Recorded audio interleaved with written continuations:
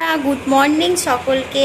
আজকে জামাই ষষ্ঠী, তাই মিষ্টি দিয়ে শুরু করলাম আজকের দিনটা। জামাইদের জন্য সকালের ফলার আয়োজন হয়ে গেছে। এরকমভাবে দই কাটলে নাকি দই ভালো থাকে, মানে পিস পিস ভাবে কাটা যায়, তাই এই রকমভাবেই কাটা হয়েছে দইটা। আর সব কিছু রেডি হয়ে গেছে, কমপ্লিট। এবার শুধু জামাইরা আসবে আর মা আসবে, নিয়ে জামাইরা খাবে, তারপর খেতে বসবে।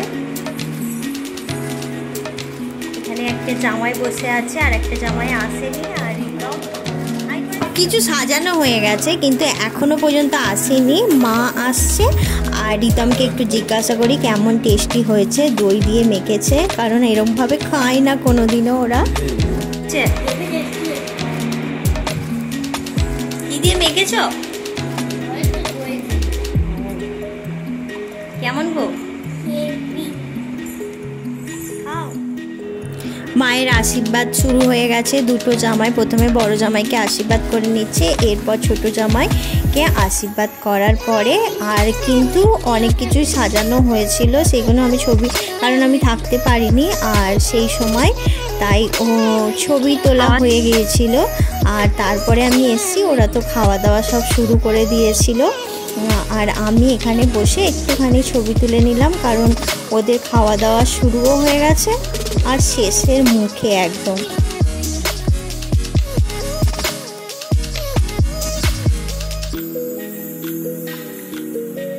মেয়ে ষষ্ঠীর থালা সাজানো হয়েছে, আমার মেয়ের আজকে ষষ্ঠী।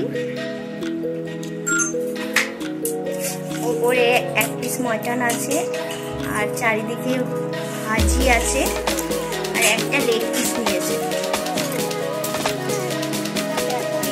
ইলিশ মাছের জুস কম করায় এত ঝগড়া করছে আমাদের সঙ্গে। পাঁটার মাংসের জুস নেই না।